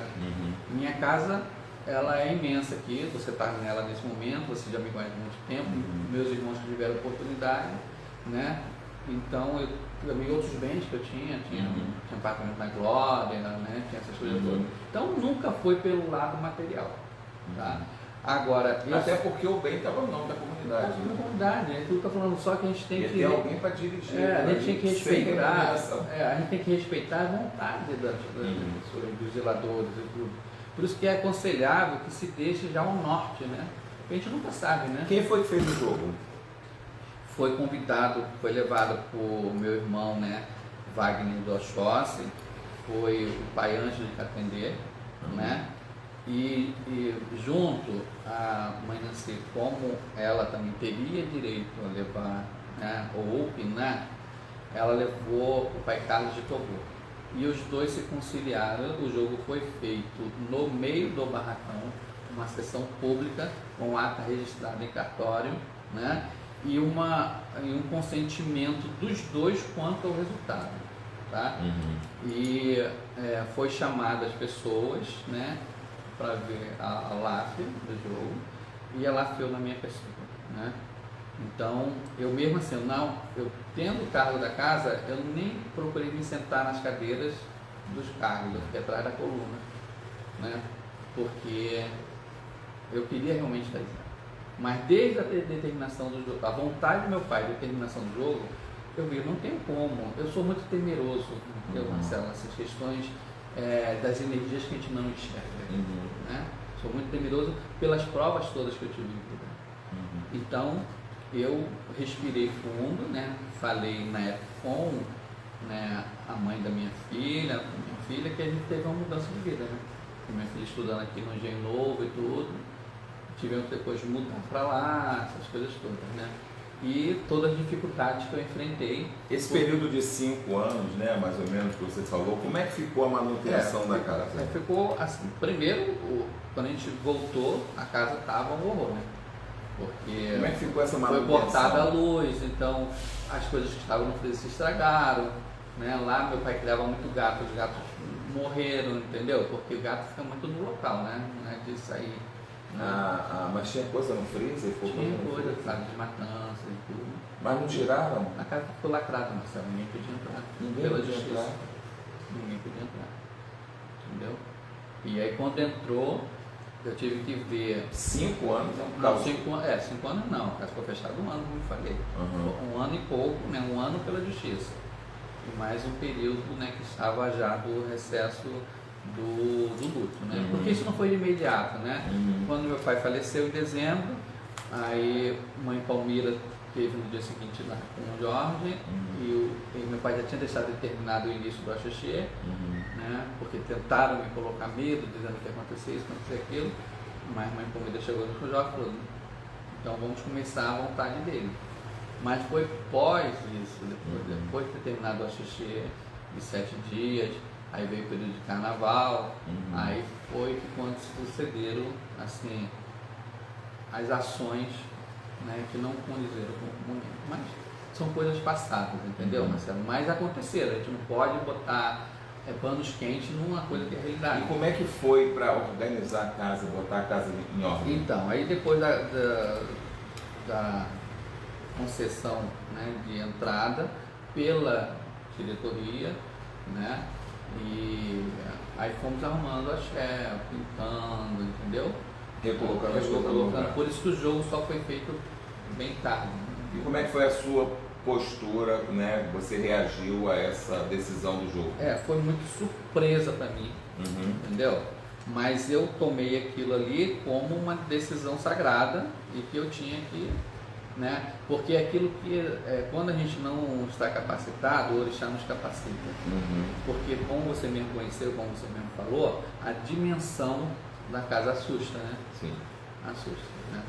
Então, todas as casas grandes de axé, para o herdeiro, né, para o sucessor, é uma coisa que, quando você começa a sua casa, você monta a sua casa, você monta do seu jeito.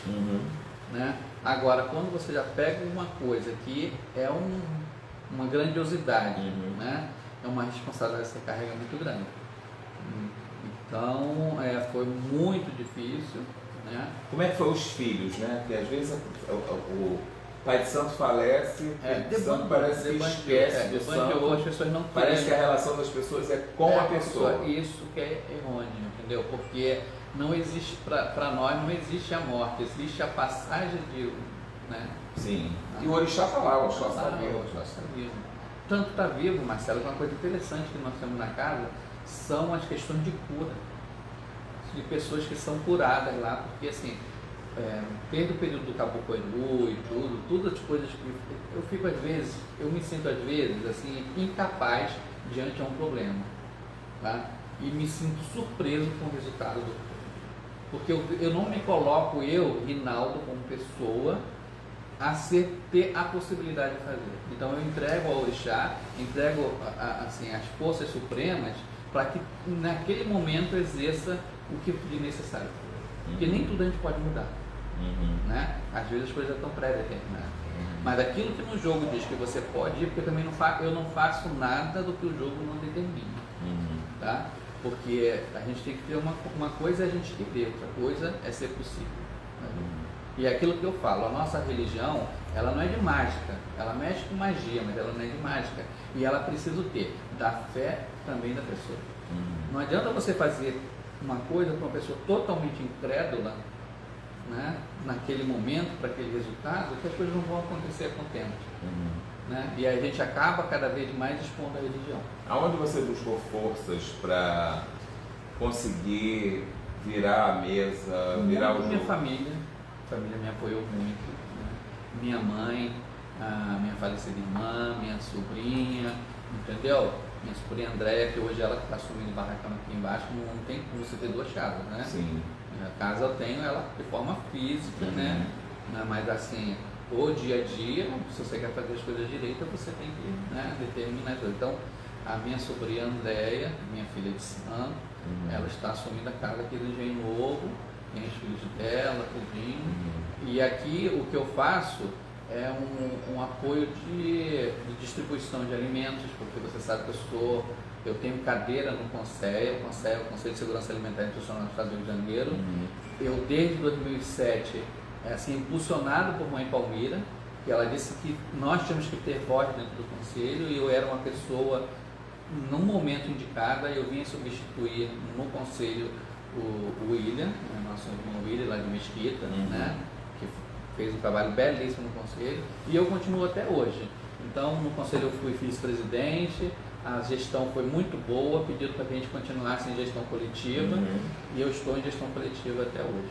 Né? Então porque existem os períodos, né, de você tem que fazer a mudança, mas a gente se dá tão bem, porque no nosso conselho é tudo assim, por igual as coisas, né? Então eu sou muito encantado com o Conselho de Segurança Alimentar e Nutricional do Estado do Rio de Janeiro e no foco que dá para a nossa região. Falando rapidamente, qual é o papel do Conselho? Então, o Conselho, ele é consultivo, tá? Ele é consultivo. E o que mais me deixou assim, estarrecido, né, que nesse governo atual, que eu não quero nem falar nome, porque não me representa, não é meu presidente, entendeu? A primeira canetada dele foi extinguir o Conselho Nacional de Segurança Alimentar por achar que no Brasil não existe fome, por achar que no Brasil não existe pessoas, por não ver pessoas esqueléticas na rua, não existe a fome. Então, uma pessoa totalmente alheia à realidade do que é o país, de fazer esse vira-lata. Mas os conselhos estaduais se mantiveram, tá? Muito por força da sociedade civil, que a gente às vezes coloca do nosso bolso, entendeu? É um engajamento muito grande. Então eu faço aqui e lá em Nova Iguaçu de polo de distribuição, entendeu? De cestas básicas, fizemos agora de botijões de gás, tá? Então é a sociedade civil. Como é que os terreiros podem participar disso? Então, os terreiros podem participar, primeiro, eles têm que procurar se regularizar, tá? Aqueles que têm dificuldade aqueles que têm dificuldade de se regularizar, a gente faz aquilo que é o efeito guarda-chuva, né? Então, existe o terreiro matriz, né? E os gomos do guarda-chuva é aqueles terreiros que vão ser beneficiados por aquele... é o legal, pelo tronco, né? Porque esses benefícios demandam justificativas depois, demandam declarações, demandam, né, toda a parte burocrática, né? E isso exige que você esteja regularizado com o seu estatuto, com o seu CNPJ, com essas coisas. Então, a gente faz atendimento para as comunidades. Eu estou em Caxias. Quem quiser conhecer mais, entrar em contato. É só procurar, meu WhatsApp é 99895-8802, 99895-8802, ou Instagram, Rinaldo Araújo, e o Facebook, Rinaldo Araújo. Então me chama lá por essas redes sociais, né, e que eu vou poder orientar e ver de que forma a gente pode ajudar. Que o conselho, ele assim, tenta auxiliar, e eles ficam muito, Marcelo, eles ficaram muito assim, encantados com a nossa cultura, né? Porque nós somos a única religião que utilizamos o alimento como a nossa comunhão. O nosso alimento é sagrado para a gente, né? A Igreja Católica, ela utiliza a hóstia, né? Os evangélicos a palavra, e para nós os alimentos, né? Todas essas coisas da natureza, né? Então eles ficam encantados quando a gente fala do Itam, ou explica como é o procedimento. Na segunda-feira agora tivemos a perda da continuidade da renda familiar, né? E o foco a gente vê a agricultura familiar para poder dar um sustento àquelas famílias que vivem na terra. Então fizemos um evento para sensibilizar as autoridades quanto a isso. Então me foi solicitado que eu levasse, né, as nossas tradições, né? Então no final de semana eu bolei o que poderia ser, porque o que eu gostaria, eu botei o molocum naquelas forminhas de alumínio de empada, com um ovo de codorna no meio, entendeu? O acarajé com salada verde, que você já nos eventos já levou seus acarajés lá, né, do Conceia, mas foi uma coisa muito rápida, foi impedida, né? Então fizemos o acaçá de leite, fizemos o lelê, fizemos o mungunzá, né? Fizemos o arroz branco, o juçá, o creme de milho, né? Creme de milho verde, e eles ficaram encantados.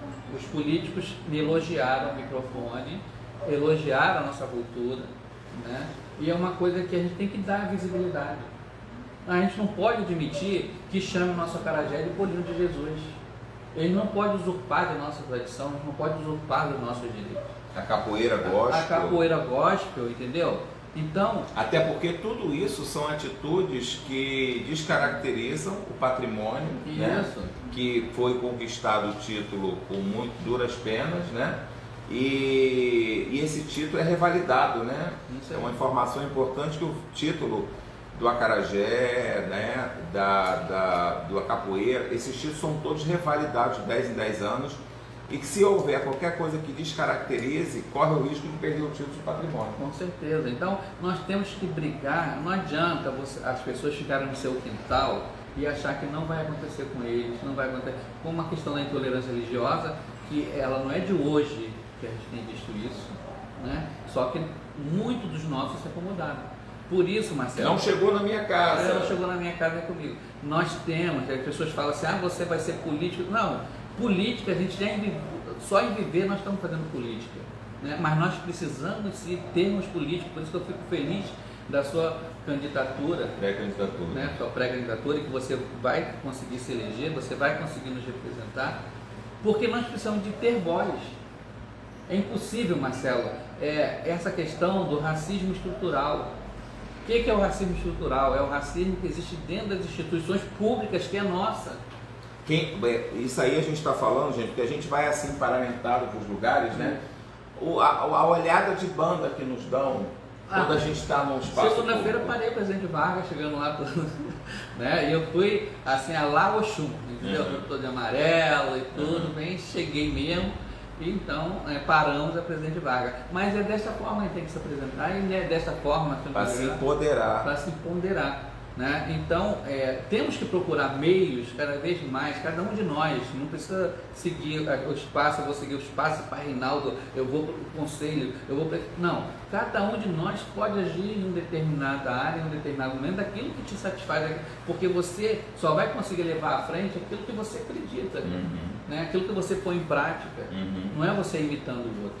Então, dentro do Estado, estou muito bem representado em todas as áreas do Conselho, consegui assim, trazer para nosso povo, eles pedem que levemos nossa vida, inclusive, porque existe muita mudança de gestão, ia ser proposto que oficialmente todos os eventos do Estado tivesse a representação culinária da nossa região.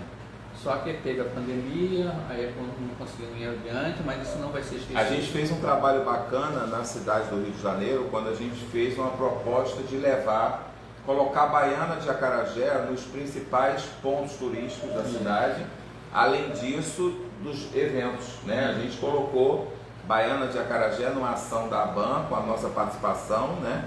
Eu sou articulador nacional da ABAN, que é nacional, existe nos estados, e nós conseguimos colocar a baiana na Copa do Mundo, colocar a baiana na visita do Papa, né?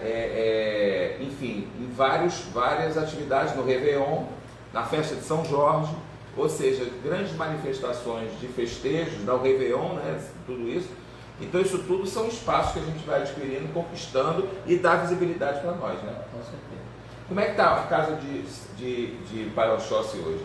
Então, a casa de Pai Oxóssi está radiante, né? Eu quero agradecer toda a equipe que está se dedicando para poder que a festa se realize, né? Porque eu tenho estado assim um pouco ausente, não está ausente da casa. Tá? Mas eu estou presente em coisas maiores que o momento tem apresentado para a religião, que você sabe, que é a questão da OCB, né? Que eu estou com uma agenda lotadérrima, né? Que eu tenho que acordar de madrugada para poder compor o dia todo. Então, a casa está sendo tocada pelos filhos lá, assim, que estão empenhados para que dia 24, né, a gente receba.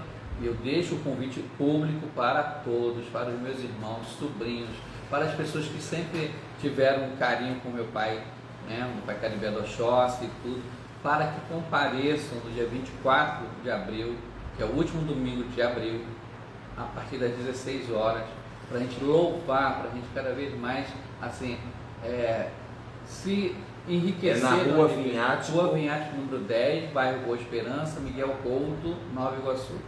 Tá? Então, compareçam, é muito importante isso, tá? Que a força de cada um, a gente vai estar dando uma bairro Boa Esperança. Boa Esperança, Miguel Couto. E a procissão no dia 1º de maio vai estar saindo, tá? É uma lá em Nova Iguaçu. É Nova Iguaçu. A procissão, Marcelo, o porquê que ela é feita em 1º de maio? Porque a casa do meu pai foi fundada em 28 de abril. Tá? Então, naquela época, não tinha feriado de São Jorge, essas coisas. O feriado próximo era o 1º de maio. Então, meu pai sempre, tradicionalmente, ele tocava com o Caboclo Peru no último dia de abril, né? E já emendava com a procissão. E ele pediu que essa procissão continuasse, né? E eu tenho dado continuidade, infelizmente, nos 2 últimos anos não. Então a gente está com bastante sede de louvar também, né? Ogum, né?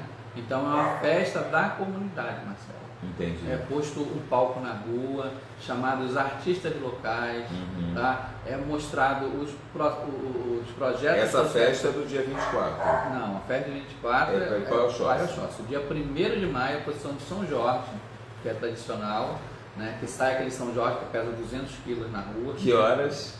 A procissão, ela desce também por volta assim, das 16 horas, né? 14 horas a concentração, às 16 horas ela desce, ela vai até o centro do Miguel Couto lá, retorna, parabenizando, abraçando toda a vizinhança, né? E é uma festa, como eu falo, é da comunidade, é com motoqueiros, é com os cavaleiros, é com os artistas locais, são com os projetos sociais, para congregar. Por quê? Nós precisamos da comunidade para nos defender. Agora fala da COB. OCB. A Ordem dos Capelães do Brasil, né? Eu estou na ordem desde o ano 2018, né? A nossa presidente, doutora Elizabeth Ferraz, ela se sensibilizou, né? Viu que a capelania só era reconhecida pelas religiões católicas e evangélicas, né? Então só podiam concorrer militares militares, só essas 2 religiões, e propôs uma alteração na legislação para a capelania civil de uma forma que abrisse inclusive para as pessoas comuns, fora da religião. O que a capelania prega? A capelania prega a levar o amor ao próximo, né? Olhar o próximo com um olhar caridoso. E sempre nós fizemos isso, nós como sacerdote matriz africano, como eu estou falando com você, a minha capelania comecei a exercer na igreja católica, na época de pastoral da saúde, pastoral da juventude, catequese. Isso é uma forma de trabalho que a capelania exerce, né? Então, houve com isso, né, a falta de assistência nos presídios, foi o que alavancou as intolerâncias religiosas. Por quê? Aqueles nossos que lá estavam acarcerados, eles chegavam lá, colocavam para ele assim: cadê o seu Xangô, cadê o seu tranca-rua, cadê o seu povo, você está sozinho aqui, aceite Jesus para você poder, porque o seu povo te largou. Mas por quê? Porque nós não tínhamos direito de adentrar e fazer um trabalho ou dar uma assistência ao nosso povo, que às vezes até injustamente estavam lá, ou não, entendeu? Não é de nós julgarmos as pessoas, né? Então, mudada a lei, nós precisávamos que fosse reconhecido. Então, a OCB fez a imersão, tá, de sacerdote de matriz africana. Eu sou da primeira turma lá do liceu, né? E depois fez imersão no primeiro espaço sagrado, que foi na casa da minha Elorixá, Mãe Palmira de Oiá, em Mesquita, lá na Rua Marte, né? Então, a primeiro espaço sagrado foi lá. E disso aí a gente foi crescendo, né? Cada vez mencionando mais, cada vez agregando mais o povo, conscientizando. Só que justamente também a pandemia, né, veio para dar uma travada nisso. E agora, né, cada vez mais a OCB empenhada em um olhar para o nosso povo, né? E a doutora Elizabeth Ferraz, ela é evangélica, né? Ela é pastora, é evangélica, mas ali não estamos falando de religião, porque a OCB congrega 25 religiões, né? Nós estamos falando do quê? Do amor ao próximo, do olhar. Então, estamos fazendo, né, o empoderamento e dando visibilidade a pessoas de notórios saberes. O que são notórios saberes? É aquilo que nós já agimos dentro de uma casa de santo. As pessoas que estão na cozinha, na sua habilidade culinária na casa de santo, a pessoa que faz as ferramentas, as pessoas que fazem as roupas, ogãs, eles são equedes. E esta questão do notório saberes também não é só para a parte religiosa, são para pessoas civis, agentes públicos. São pessoas que não fazem simplesmente políticos, são pessoas que não fazem simplesmente pelo trabalho, pelo seu ganho.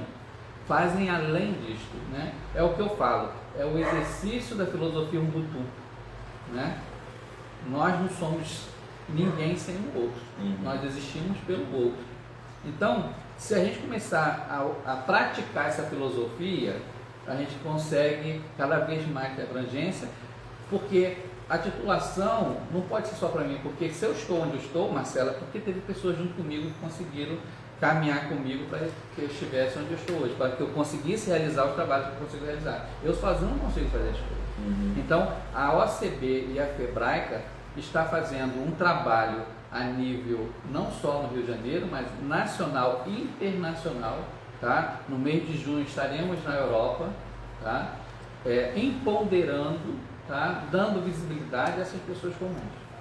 E isso é muito importante porque é reconhecido pelo MEC, ele é uma titulação que para as pessoas que trabalham com ação social, para as pessoas que trabalham com projetos, para as pessoas que vão precisar de algum momento utilizar de um documento chancelado por uma universidade, do trabalho que você atua, ela vai estar de posse no documento.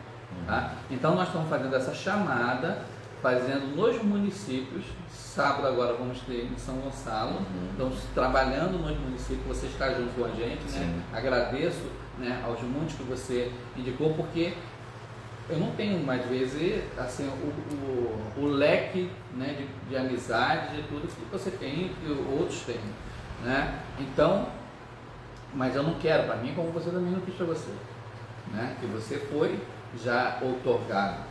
Então nós olhamos os irmãos. Então olhar também assim aquelas pessoas que merecem, né? Não é vulgarizar. A intenção é empoderar, dar visibilidade. Aquelas pessoas que já têm um trabalho, que já tem um trabalho, ou que vai dar uma continuidade, que precisamos fazer os projetos sociais, que a casa de axé, ela não pode estar olhando só para o seu umbigo, só para o povo do terreiro, temos que olhar para a comunidade, para quando tiver uma questão de racismo, né, ou de intolerância, porque a gente tem que mudar a palavra, deixar a intolerância e procurar o racismo, porque as penas de intolerância são mais suaves, de racismo não. Né? Então, olharmos dessa forma, tá? Cada vez mais vamos caminhando juntos. Então, temos agora em torno de 80 pessoas que vão ser... Quantas pessoas já foram otorgadas? Marcelo, eu não tenho esse número exato, porque começamos em dezembro, né? Foi na LERJ, dia 9 de dezembro, mas já fizemos... na Bahia já tinha acontecido, uma Estela já tinha recebido então, mas eu digo assim, desse período pós-pandemia, né? Sim. Esse período, eu estou falando mais desse período agora, né? Porque antes era muito tímido, né? Era uma pessoa ou outra. Era uma pessoa ou outra. Então é o que eu falo, não está popularizando, alcançando as pessoas que têm o direito. Porque é de direito, popularizando porque é de direito, não é porque está vulgarizando, está dando direito a quem mereça, entendeu? Então, temos que ir avançando, cada vez mais avançando, para que as casas tenham projetos sociais, para que as casas possam se beneficiar de recursos, até porque existem projetos sociais que às vezes dependem de titulações. Quem reconheceu cultura, né? Ponto de cultura, os próprios museus que as casas agora já têm feito, né? Solicitar o IFAM, tombamento das casas mais antigas. Então são caminhos que a gente tem que trilhar, que às vezes as pessoas mais humildes, elas não sabem por onde começar. Então nós que estamos ali ligados mais na política, vamos dizer assim, né? Nós vamos chegar, dar as mãos a essas pessoas e vamos falar, olha, eu vou estar com você. É como eu falei para você, eu recebi esse mês de março agora 170 botijões de gás para poder doar. Fui vendo as comunidades, fui vendo, entendeu? Não, vou tudo pro pessoal da minha casa, não. Nós temos que dividir, porque dividindo você soma. Entendeu? Então, esse trabalho da OCB é muito bonito, o trabalho do Conselho é muito bonito, como tem muitos trabalhos acontecendo no Conselho. Então, como é que você está tendo tempo? A sua vida hoje está como? Então, a minha vida está toda poblada, mas eu tenho assim, uma filhona, né? Minha filha carnal, é minha secretária, entendeu? Que muito me apoia. Tem meus filhos que me apoiam nas coisas do barracão. Aí tem as malinhas que você está abandonando o barracão. Gente, não tem essa mente curta. Como abandonar o barracão se você está fazendo por um todo? Desempenhando o papel, que é o papel do sacerdote também. Do sacerdote, entendeu? Você tem também suas várias atividades. Sim. Né? Tu tem o seu axelá também que você herdou, que você tem os teus... como eu falo, eu tenho a minha agenda, mas eu priorizo a parte religiosa. Eu não falto aos meus compromissos religiosos. Entendeu? Eu vou adequando, chego na hora. Quando eu tive que estar em Brasília representando a nossa religião, nas conferências e tudo, precisava ser a casa tocar, tenho cargos na casa, e tudo sempre com a minha anuência. Nada é feito sem eu estar ciente das coisas. Entendeu? Então toda a organização da festa, mesmo não estando, os braços que estão comigo estão me informando. Isso não é abandonar. Né? Não é abandonar. É cada vez mais você procurar recursos, porque... E fazer com que a casa ande sem a sua presença. Uma das outras coisas que você, na sua... Algumas vezes, né? Então, eu digo assim, você na sua atuação política vai estar brigando pela gente, você tem ajudado também nisso, que eu falo do racismo institucional, é a parte que a gente tem de benefícios de IPTU e que não é concedida a gente.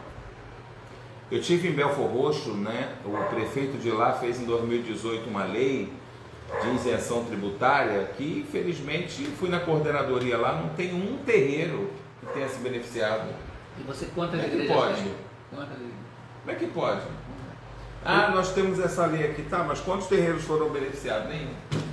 E aí?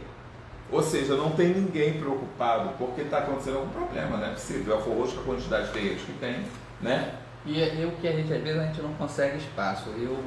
Nós temos que, assim, ser criativo até, né? Teve um caso, precisávamos fazer uma audiência pública, né, sobre intolerância religiosa e tínhamos um curto espaço de tempo e ela precisava acontecer e não se encontrava espaço. E foi bom que o Dr. Júlio Araújo, né, o programa federal, sensibilizado com as coisas todas, nós fizemos a primeira audiência pública na rua, em frente à Prefeitura de Nova Iguaçu, entendeu? Que deu uma visibilidade tamanha. Então, é isso que eu falo, não precisamos estar, às vezes, preso a um espaço. Nós temos todo uma rua, nós temos todo um campo que a gente pode chegar, atuar, a gente pode chegar e apresentar nossas propostas, apresentar nossas insatisfações, mas a gente precisa estar junto.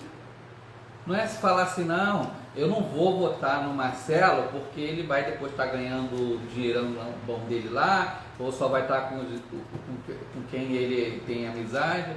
Não, é um pensamento muito mesquinho, pequeno, entendeu? Nós precisamos, sim, estarmos com o nosso... E vota, às vezes, naquela pessoa que vai lá oferecer uma troca, um saco de cimento, pessoas que chegam lá se mostrando simpáticas, mas que a gente sabe que passa a eleição, vai embora, vira a cara, troca o telefone, não nos reconhecem, não nos respeitam e pior, não desenvolve política pública para nós. A gente está vendo aí programas municipais, estaduais e federais sem a participação de terreiro nenhum, com bastante terreiros aptos a receber e a desenvolver esses projetos. Mas isso aí é um outro processo e que a gente vai fazendo o nosso trabalho sem se deixar abater, né? Porque nós temos essa missão e esse propósito e essa responsabilidade e compromisso. Bom, gente, conversamos com o pai Rinaldo de Airá, né? Essa pessoa aqui, amiga, parceira, babalorixá, militante, ativista, né? E que tem assim crescido muito com várias ações, não só com a questão religiosa, está mantendo uma casa tradicional importante no estado do Rio de Janeiro, que eu tenho o prazer de acompanhar por muitos anos, né? Eu fui naquela casa quando era Bian, e hoje iniciei em 90, né? Estou esse ano completando 32 anos de iniciado e fico feliz em ver a casa em plena atividade, ver o seu sacerdote preocupado com o futuro das nossas tradições, contagiando pessoas, ajudando pessoas, empoderando pessoas, né? E eu tenho certeza que Pai Caribe, onde quer que esteja, está feliz com isso. Pai Oxóssi está lhe dando força e caminho para isso, né? E fico feliz em poder registrar um pouco da sua história, da sua trajetória. Eu não posso esquecer, Marcelo, assim, de uma pessoa também que não está mais fazendo parte da gente, que o nosso plano é Mãe Palmira. Mãe Palmira, gente. Ela que me colocou nos meios políticos, né? Ela sempre que fala, Rinaldo, você tem que estar lá, você vai falar, me fez eu perder a vergonha, entendeu? Me deu cada vez mais impulso. Então, assim, eu sou muito grato, né, de ter tido a oportunidade dela ter me engrandecido, assim, porque meu pai Caribe não gostava de política, né? Sim. De jeito nenhum ele não gostava de política. E Mãe Palmira me despertou isso em mim, né? Então, eu sei que ela também está olhando por mim. Por nós todos. Mãe Palmira foi, se eu não me engano, se não foi a primeira, foi a segunda live do Papo com Fritz. Que na verdade o nosso Papo com Fritz surge exatamente dessa vontade da gente reencontrar pessoas amigas que nem sempre a gente tem tempo de conversar. E hoje a gente está conversando aqui mais de 1h30, botando o papo em dia, né? Eu cheguei aqui correndo, você também correndo, o papel, escrevendo até o telefone. Aliás, pedir desculpa a todo mundo que eu não consegui falar hoje, mais tarde eu vou chegar em casa, eu vou ficar até 1, 2 horas da manhã respondendo perguntas, respondendo pessoas. Eu acho que esse é o nosso papel. Então eu fico feliz em poder compartilhar essa história, essa sua trajetória inspiradora para muitos de nós que estamos às vezes no nosso canto e necessitando de um impulso para que a gente arregace as mangas, porque os problemas que a gente tem nas nossas casas são problemas que nós temos que resolver. Não dá para passar a bola para ninguém. Não vai ser nenhum desses políticos que nos visitam e que procuram usar aquele discurso pronto para gente que está fragilizado, para gente que está num momento de sendo desprivilegiado, né? Nesse momento político. A gente vê lá em Salvador um terreiro que foi visitado por um candidato a prefeito, né? Que infelizmente alguns evangélicos radicais, a gente não vai generalizar, caíram em cima da pele desse prefeito, dizendo que ele estava fazendo pacto com o demônio. Então, para vocês terem noção que esses grupos, essas pessoas que estão aí, eles querem tudo para eles, não querem dividir nada, não só para nós, mas como para muitas outras minorias, como índios, quilombolas e outras comunidades tradicionais que necessitam de respeito, visibilidade e compromisso com o poder público para que eles existam. Com certeza. Não é isso? Marcelo, eu fico grato, né, pelo seu convite, né, de a gente estar com esse bate-papo aqui. Nós cada vez agora vamos estar mais próximos, né, com os projetos que nós vamos tocar, né. Estou com você na campanha, né. Vamos estar juntos também na OCB, nesse trabalho, cada vez mais empoderando as pessoas, no ICAPRA, né, que você tem um curso muito bom, firme, de toda essa dificuldade, a gente está conseguindo manter a revista, né, ela levando a cultura, informação. A Tabaco de Ouro vai voltar agora, 19 de junho, fica ligado aí, a gente vai soltar essa semana que entra o Fly do Vem Aí e o Projeto Ajô, que eu vou falar contigo também, que é um projeto que a gente vai estar lançando no dia 29 de maio, na Unidos de Padre Miguel. É um evento que vai sacudir o Rio de Janeiro e o povo do Axé. Então a vocês todos, né, que estiveram até esse momento aí, compartilhando, né, e nos procure, né, nos procure, as portas estão abertas, o telefone está disponível aí, é o 99895-8802, 99895-8802. É mais fácil me procurar pelo WhatsApp. No primeiro momento eu vou responder, que às vezes não dá para estar atendendo o telefone ou falar na hora, né? Mas eu vou estar respondendo a todos, né? Orientando no que for preciso, tá? E dando aquele abraço caloroso, aquele abraço de axé, aquele abraço de irmão, né? Então, que todos vocês sejam abençoados para Irá, tá? E que aguardo vocês na festa de meu pai Caribé do Oxóssi, lá na Rua Vinhasco, número 10. Amanhã, quem quiser me dar um abraço, né? Estarei lá em Boa Esperança, na Rua Joá, número 20, tá? Com os pagodeiros, o encontro de pagodeiros. Axé. Obrigado. Tamo junto.